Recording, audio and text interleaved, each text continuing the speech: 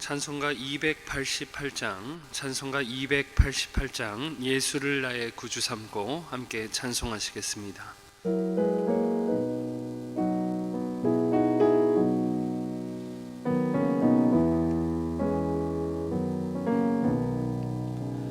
예수를 나의 구주 삼고 성령과 피로써 거듭나니 이 세상에서 내 영혼이 하늘의 영광 누리로다.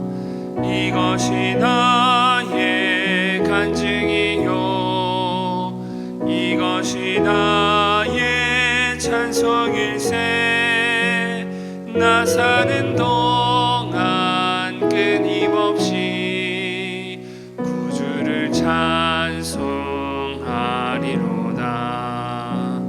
온전히 주께 맡긴 내 영 사랑의 음성을 듣는 중에 천사들 왕래하는 것과 하늘의 영광 보리로다.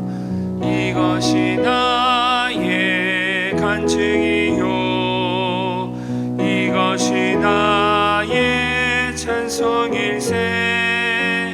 나 사는 동안 끊임없이 구주를 찬송하리로다. 주 안에 기쁨 누림으로 마음의 풍랑이 잔잔하니 세상과 나는 간 곳 없고 구속한 주만 보이도다. 이것이 나의 간증이요 이것이 나의 찬송일세.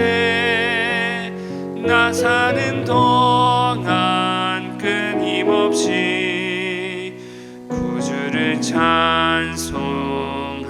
찬송하리로다.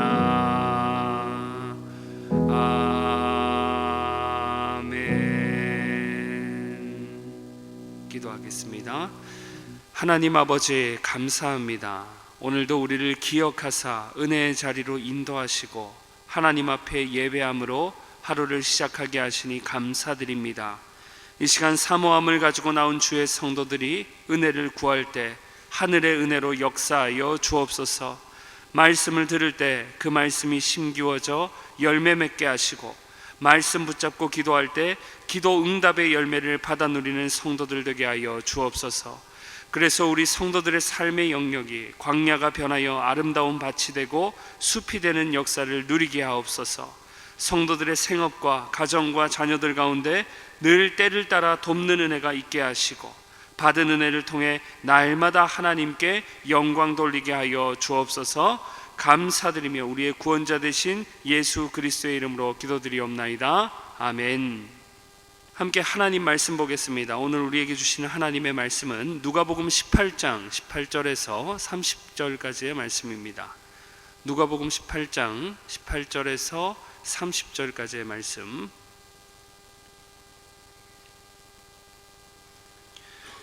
이 시간 우리 봉독은 24절부터 30절까지 교독으로 보시겠습니다.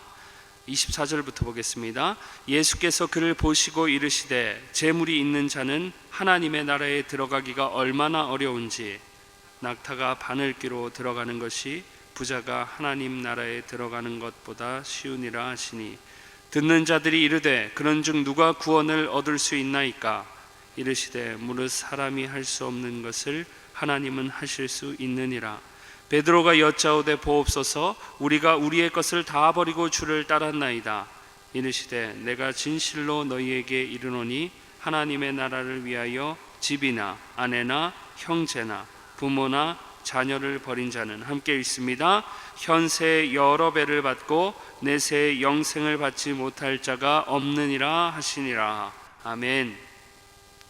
오늘도 은혜를 사모하며 나오신 모든 성도님들의 심령마다 우리 하나님께서 단비와 같은 은혜 내려주시기를 축복합니다. 오늘 함께 읽은 본문 말씀을 가지고 하나님 나라를 열망하라 하는 제목으로 함께 말씀 살펴보겠습니다. 오늘 본문은 우리에게 무엇보다 하나님 나라에 대한 가치에 대해서 알려주고 있습니다. 그래서 24절과 25절과 29절에 각각 하나님 나라를 주님께서 직접적으로 말씀하시고 반복하시며 강조하고 계시는 거죠. 주님께서 하나님 나라를 이처럼 반복하여 말씀하시고 이렇게 강조하는 이유는 분명합니다. 우리 믿는 자들로 하여금 하나님 나라에 대한 소망을 넘어 열망을 가지게 하시려는 의도인 줄 믿습니다.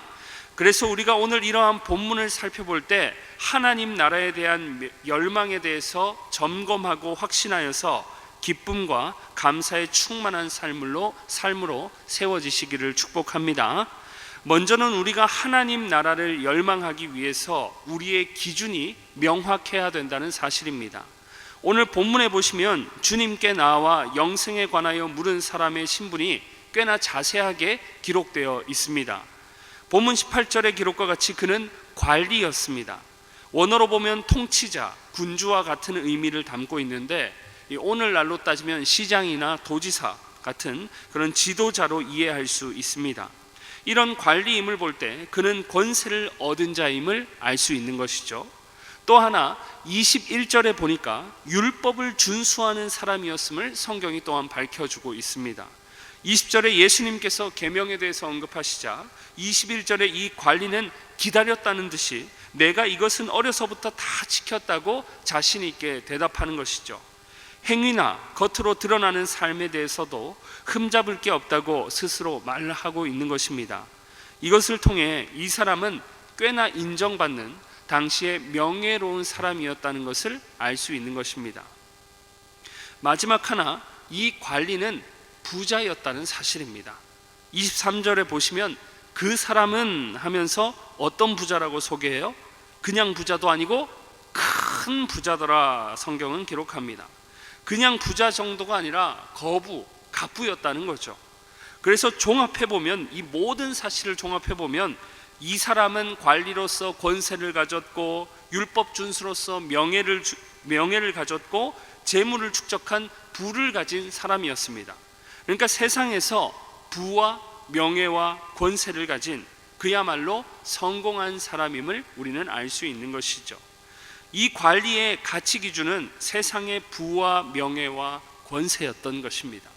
그래서 예수님의 질문에 자신이 부와 명예와 권세 어느 것 하나도 빠지는 게 없으니 더 이상 무엇을 더해야 내가 영생을 얻을 수 있겠습니까?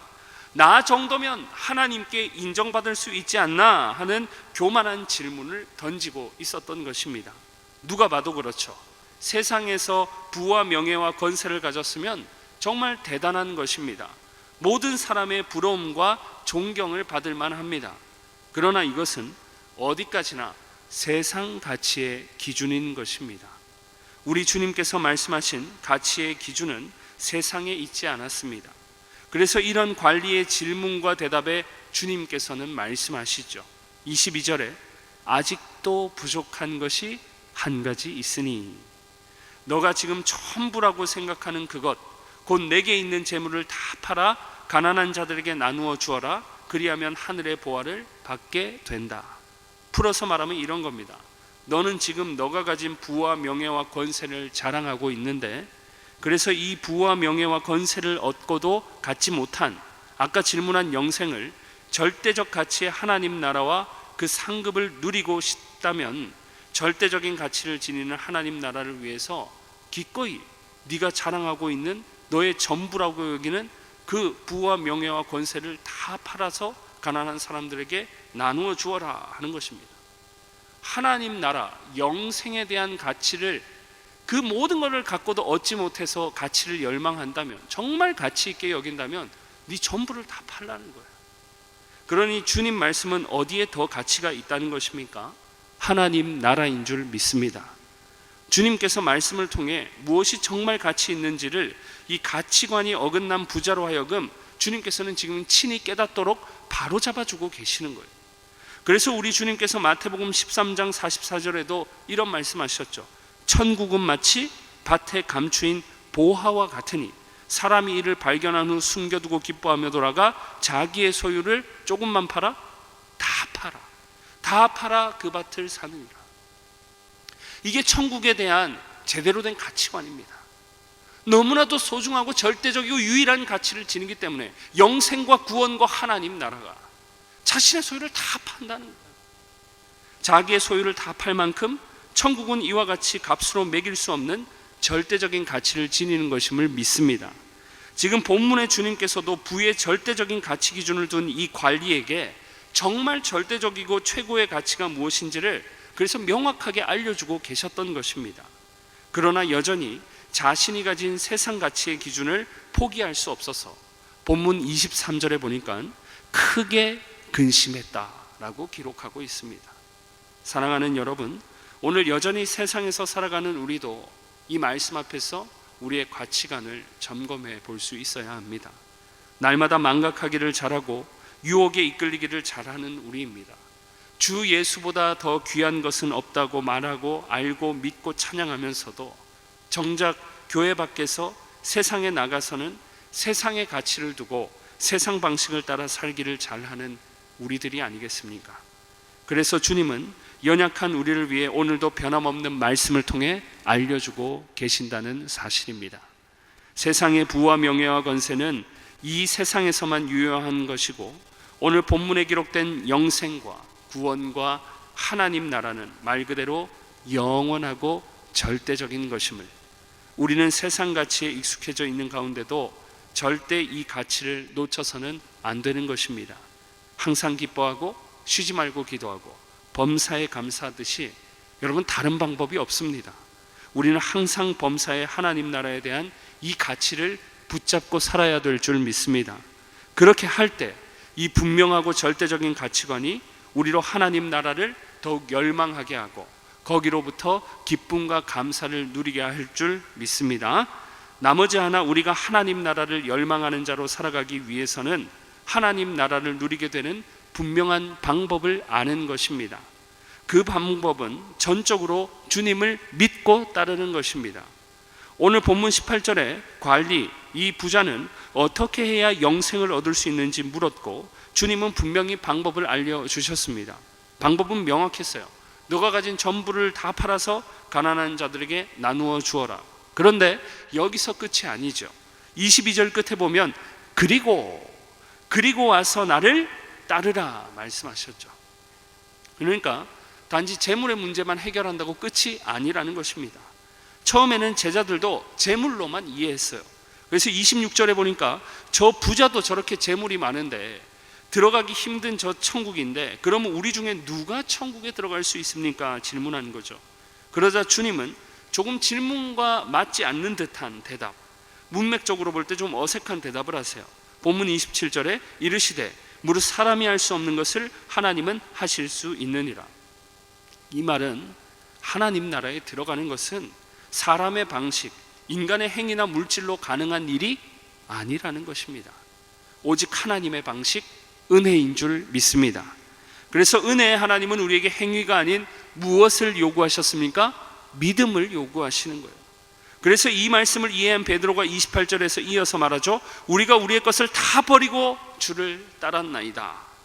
예수님을 따른다는 것은 예수님을 나의 구원자로 또 베드로의 고백과 같이 철저히 내 인생의 주인으로 믿고 따르는 것을 말합니다. 결국 하나님 나라를 누리는 방식은 관리가 내세운 자신의 부와 명예와 권세가 아니라 예수님을 구원주로 믿고 따르는 것인 줄 믿습니다. 이런 하나님의 절대적인 은혜와 믿음의 방식만이 절대적인 가치를 지니는 하나님 나라를 누리게 한다는 것입니다. 하나님 나라도 절대적인 가치, 그래서 그 나라를 누리게 하는 방식도 절대적인 가치를 지니는 하나님의 은혜, 믿음이라는 사실입니다. 이 절대적인 가치의 믿음의 방식으로 얻어지는 절대적인 가치의 하나님 나라임을 우리가 생각할 때 우리는 더욱 하나님 나라를 열망하며 기쁨과 감사로 살게 될 줄 믿습니다. 왜냐하면 유일하고 절대적인 가치거든요. 세상 무엇과도 바꿀 수 없고 세상으로 얻을 수 없는 것이기 때문에 그 하나님 나라에 대한 가치를 우리가 알고 믿었기 때문에 우리가 이런 절대적인 가치를 지니는 하나님 나라를 믿고 열망하는 자로 살아갈 때 우리의 마음속에는 감사와 기쁨이 넘치게 된다는 사실입니다. 그런데도 보면 세상의 부와 명예와 권세에 절대적인 가치를 두고 쫓아 살아가는 사람들이 많습니다. 아무리 믿는 자라도 물질 세상에서 물질의 영향을 받지 않고 살아갈 수는 없는 것이죠. 여러분, 그러니 다른 방법이 없습니다. 말 그대로 영원한 하나님 나라가 절대적인 가치를 지님에 따라 오직 하나님의 방식인 믿음으로만 누리는 하나님 나라임을 우리가 늘 기억하고 붙잡아야만 하는 것입니다. 주일학교 찬양 중에도 이런 찬양이 있죠. 돈으로도 못 가요 하나님 나라, 심지어 마음 착해도 못 가요 하나님 나라. 어떻게 갑니까? 거듭나야, 예수님을 나의 구원자로 믿어서 거듭나야만 가는 곳이 절대적인 가치의 하나님 나라라는 것입니다. 절대적인 방식인 믿음과 절대적인 가치의 하나님 나라. 그러니 우리의 삶의 자세가 부와 명예와 권세, 이 절대적인 가치나 목적을 두고 살아서는 안 된다는 것입니다. 세상 가치에 물들지 않게 우리는 늘 주의해야 된다는 것입니다. 왜냐하면 모두가 부자일 수 없고 부자라고 근심 걱정해서 자유할 수 없으며 결정적으로 부와 명예와 권세는 죽음 앞에 아무 소용도 없고 그것들이 우리의 구원을 얻게 하는 것이 아니기 때문입니다. 그래서 오늘 본문 23절에도 보세요. 방법을 알려주는 주님의 말씀을 듣고 이 사람이 큰 부자이므로 뭐 했대요? 큰 근심을 했다. 큰 부자인 이 사람이 주님의 말씀을 듣고 큰 근심을 했다고 기록합니다. 자신의 부와 명예와 권세를 가지고 영생을 얻게 될 줄 기대했는데 하나님의 방식은 거기에 있지 않았던 것입니다. 세상을 다 줘도 바꿀 수 없는 오늘 본문에 기록된 영생과 구원과 하나님 나라인 만큼 다 팔아 나눠주고 전적으로 예수님을 믿고 따를 때에만 하나님의 나라를 누릴 수 있다는 게 하나님의 방식입니다. 그럼 우리는 여러분 어떻게 살아야 될까요? 세상의 원리나 가치가 아니라 믿음의 원리와 가치를 따라 살아야 할 줄 믿습니다. 그래서 지금 오해하시면 안 돼요. 이 말씀은 세상의 부와 명예와 권세는 다 쓸데없다는 이원론적으로 하시는 말씀이 아닙니다. 세상에서 부와 명예와 권세를 누리는 복도 하나님이 주시는 것입니다. 그래서 본문 마지막 30절에 현세의 복도 말씀하시잖아요. 현세의 복도. 그렇다면 분명하죠. 오직 믿음으로 하나님 나라의 가치를 두고 열망하는 인생은 하나님 나라를 위해 하나님 주신 복으로서 이 세상의 부와 명예와 권세를 사용해야 될 줄 믿습니다. 우리가 다음 주에 선교 박람회 겸 바자회를 하는 것도 우리의 물질을 자랑하기 위해서 하는 게 아니죠. 어디까지나 선교, 곧 하나님 나라의 가치를 두고 하나님 나라 확장을 위한 일인 줄 믿습니다. 하나님 나라가 우리 인생의 절대적인 가치 기준이므로 이 가치를 예수님을 믿는 믿음으로 갖게 되었기 때문에 주님의 가르침과 같이 우리가 가진 모든 것을 목적이 아닌 수단으로 하나님 나라를 위해서 우리는 사용해야만 한다는 것입니다. 믿음으로 하나님 나라에 대한 열망을 품을 때 우리는 나눔의 기쁨도 누릴 수 있게 되는 것입니다. 오늘 본문의 부자는 그것이 자기의 부이고 그것이 자기 인생의 절대적인 가치이므로 주님께서 하나님 나라를 위해 사용하라 하실 때 큰 근심이 되었습니다. 그러나 사도행전 2장에 나타난 초대교회 성도들의 모습을 생각해 보세요. 재산과 소유를 다 팔아서 각 사람의 필요를 따라 나누어 주었습니다. 이것을 통해 기쁨과 백성들의 칭송과 구원받는 자들의 숫자가 증가했다고 영광스러운 하나님 나라의 확장의 역사를 기록합니다. 이처럼 우리가 항상 내 행위나 공로가 아닌 오직 예수님을 믿음으로 하나님 나라의 가치를 두고 살아갈 때 우리는 절대적인 가치를 지니는 하나님 나라를 열망하게 되고 거기로부터 오는 기쁨과 감사를 현세에서부터 누리며 살 수 있게 되는 것입니다. 그러니 근심하는 관리와 같이 세상의 무엇이 아니라 오직 예수님을 믿는 믿음으로 주어지는 영원한 하나님 나라에 대한 이 절대적인 가치를 품고 열망하실 때 아무리 근심이 와도 이 세상의 근심의 광야가 변하여서 감사와 기쁨의 숲을 누리게 되는 저와 여러분의 삶이 되기를 주님의 이름으로 축복합니다. 기도하겠습니다. 이 시간 주신 말씀 붙잡고 기도하실 때 오늘 이 하루도 하나님 나라를 열망하는 삶을 살게 하옵소서. 세상 가치에 물들지 않게 하시고 영원한 가치, 절대적인 가치를 지니는 하나님 나라를 열망하게 하옵소서. 하나님 나라가 영원한 가치, 절대적인 가치이기에 우리의 행위와 노력이 아닌 오직 믿음으로 얻어지는 것임을 알려주셨사오니 믿음으로 하나님 나라를 열망할 때 그 절대적이고 영원한 가치의 하나님 나라를 누리게 될 것을 소망하며 기쁨과 감사로 충만한 삶이 되게 하옵소서. 기도하시고 연하여 기도하실 때 다음 주 토요일에 있을 사역 박람회 겸 선교 바자회가 하나님 나라를 확장하는 데 사용되는 은혜롭고 복된 바자회가 되게 해달라고 이 시간 주신 말씀과 선교 바자회를 놓고 간절히 주여 한번 부르시며 기도하며 나아갑니다. 주여, 하나님 아버지 은혜와 사랑을 감사드립니다. 오늘도 변함없이 하나님 나라를 증거하는 말씀 앞에 우리를 세워주시고 다시 한번 하나님 나라의 가치에 대한 것을 확립하게 하시고 우리로 하여금 되새기고 점검하게 하시니 감사를 드립니다. 날마다 유일하고 절대적인 가치를 지니는 하나님 나라를 우리에게 주셨음을, 그 약속을 날마다 붙잡고 살아갈 때에 거기로부터 오는 만족과 기쁨과 감사의 충만한 삶을 살아갈 수 있도록 주여 은혜를 더하여 주옵소서. 하나님 아버지, 우리의 힘과 노력이 아니라 우리가 가진 부와 명예와 권세가 아니라 오직 믿음으로 하나님 나라를 얻게 하셨사오니 이 절대적인 가치를 지니는 하나님 나라를 날마다 열망하는 자로 살아가게 하실 때에 하나님 나라를 위해 우리의 전부를 바치며 하나님 나라를 통해서 기쁨을 누리는 우리의 인생이 될 수 있도록 주여 은혜로 역사하여 주옵소서. 비록 부족하고 연약한 인생입니다. 날마다 세상 물질의 영향을 받기를 잘하는 우리입니다.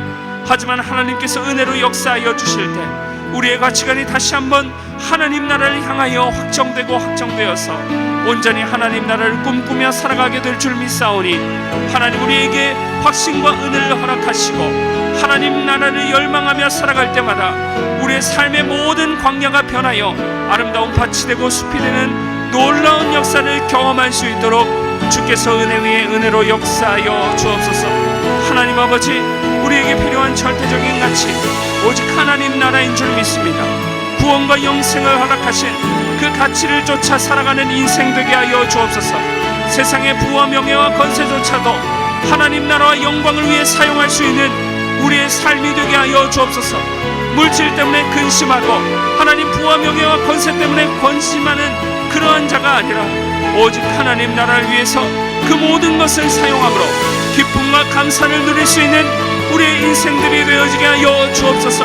하나님 아버지, 우리 교회가 이를 위하여서 선교 박람회 겸 바자회를 앞두고 준비하는 가운데 있습니다. 준비하는 모든 종들의 손길 가운데 주님께서 성령의 능력으로 역사하시고 근심이 없게 하시고 어려움 없게 하셔서 준비하는 과정이 순탄하게 진행되게 하시고 하나님 순탄한 진행을 통하여서 하나님 나라가 확장되는 역사를 우리 모두가 바라보게 하시고 하나님 나라를 함께 꿈꾸며 기쁨과 감사를 누릴 수 있는 이번 바자회가 될 수 있도록 주여 은혜로 역사하시고 함께하여 주옵소서.